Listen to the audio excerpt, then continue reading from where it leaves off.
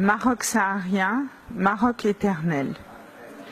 De nombreux descendants du Cheikh Malaynine m'ont demandé le texte de mon discours du 22 octobre 2010 à Tiznit.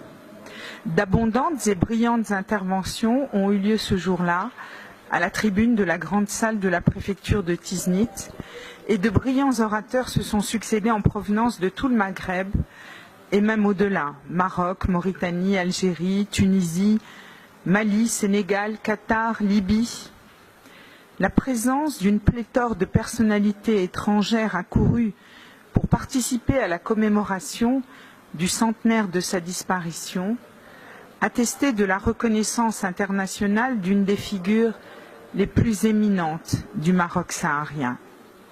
Pendant près de 8 heures, dans un silence religieux, tous sont venus se relayer à la tribune, devant une salle comble, pour raconter la vie de cette grande figure charismatique. Ne parlant que le darija et ne comprenant ni ne parlant l'arabe classique, je suis obligée d'observer et noter tout ce qui fait appel à la communication infraverbale, à savoir gestes, mimiques, postures, applaudissements. La nature des mots prononcés glisse hélas entre mes neurones sans pouvoir être décryptée. Lorsque mon nom est prononcé, déjà une vingtaine d'orateurs, tous masculins, se sont succédés depuis plus de 6 heures et en arabe classique. Je monte à la tribune, surprise totale.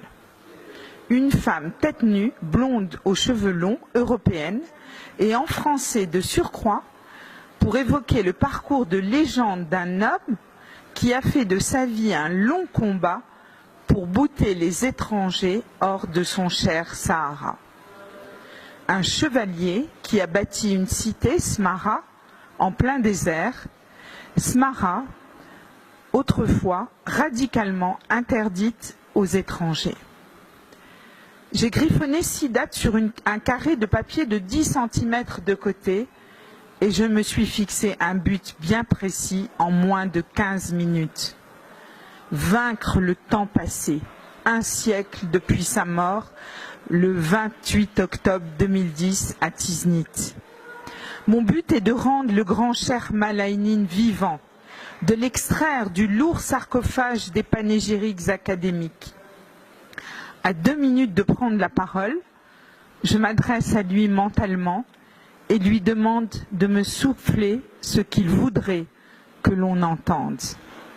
J'interpelle la salle et je leur dis que 100 ans, c'est juste une grosse poignée de secondes, 3 milliards exactement. Et que si le grand cheikh s'est retiré à Tiznit, malade, affaibli et sans doute accablé, ce soir, grâce à nous tous, à notre fidélité, à notre respect, il est vivant. Vivant et debout pour toujours dans la lumière.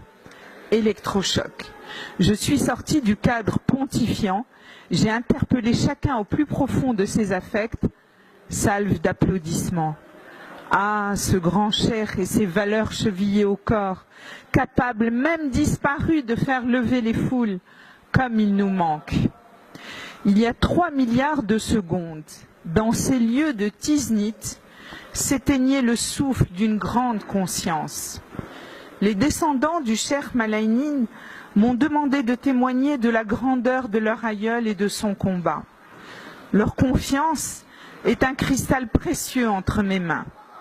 On peut être étonné que ce soit la petite fille d'un de ces étrangers que le grand cheikh voulait chasser, qui vienne aujourd'hui dire son admiration pour un combat noble et une juste cause.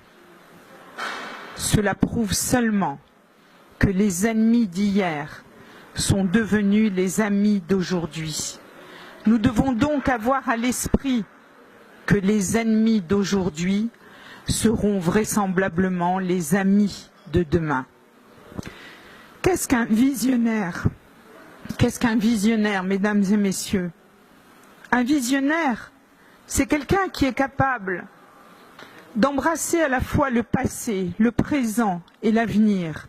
Et la grande érudition du cheikh lui permettait de visualiser tous les éléments de ce passé, du passé de cette vaste contrée qu'est le Sahara.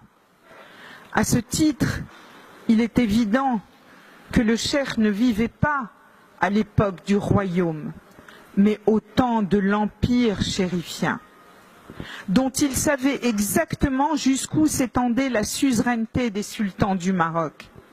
Il savait le passé, voyait le présent et entrevoyait avec une gravité lucide l'avenir. Qu'est-ce qu'un clairvoyant, mesdames et messieurs? Un clairvoyant, c'est quelqu'un qui voit ce que tout le monde voit et qui pense ce à quoi personne n'a encore pensé. Parce qu'il lit l'invisible. Et le cheikh Ma'el-Ainin, l'eau des yeux, qui portait un beau nom prédestiné, était à la fois visionnaire et clairvoyant.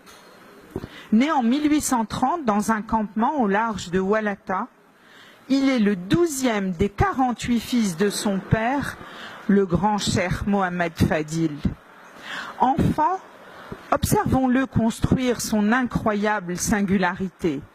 Il ne joue pas avec les autres, reste souvent à l'écart, isolé sous une tente symbolique de solitude méditative. Ceux qui sont appelés à un grand destin le savent, le sentent confusément. Il grandit avec des livres et étudie sans se lasser le Coran, les textes sacrés. Il communie en permanence avec les forces de l'univers, si palpables dans le silence rayonnant du Sahara. Adolescent, il devient intrépide et charismatique et s'exerce au maniement des armes. Il a compris que ces idées, ces grandes idées qui le tiennent éveillé alors que tout le monde dort, ces idées, il faudra peut-être un jour les défendre, les armes à la main. Il excelle dans l'art de la méharé. Il sait qu'il lui faudra aller toujours plus loin et sillonner son monde immense pour prêcher la parole. 1857, la Mecque l'appelle. Au retour, il a décidé de poursuivre ses études à l'Institut coranique de Tindouf. Il a 27 ans. Sur le chemin, ce fils de grande tante passe naturellement présenter ses respects à son suzerain. Impressionné par une intelligence si profonde, le sultan Moulay Abderrahman, qui le reçoit à Meknès, protège ses pas en lui facilitant son voyage en Terre Sainte. 12 ans après son retour de la Mecque et en vertu de la profondeur de son esprit, en 1869, il est désigné cheikh, guide spirituel et chef de tribu par son père. Il a alors près de 40 ans. Au lieu d'exercer son pouvoir immédiatement, le cheikh Ma'el-Ainin part à Chinguetti, la capitale du savoir. Là-bas, il devient l'héritier spirituel d'un grand homme, grand théologien et thaumaturge, Mahmoud el-Matar, qui avant de mourir, lui transmettra tout son savoir, ses secrets, la navigation aux étoiles, l'art de se rendre invisible, l'art de guérir, de fasciner, de prêcher. Sa zone d'influence commence alors au nord de la Sagiat el-Hamra. Il est charismatique, valeureux, éprouvé, sillonnant le désert lors de très longs raids où il donne l'impression d'être partout à la fois. Lorsqu'il se pose, il compose. Ses écrits témoignent de sa vaste intelligence qui embrasse de nombreux domaines. Théologie, poésie, grammaire, médecine, magie, pas un domaine où il n'ait le goût de l'approfondissement et de la transmission. Au confluent de la Sagiat el-Hamra et de l'Oued Tigzert, il édifie sa première zaouïa, Dar el-Hamra, la Maison Rouge, qui sera suivie de nombreux autres.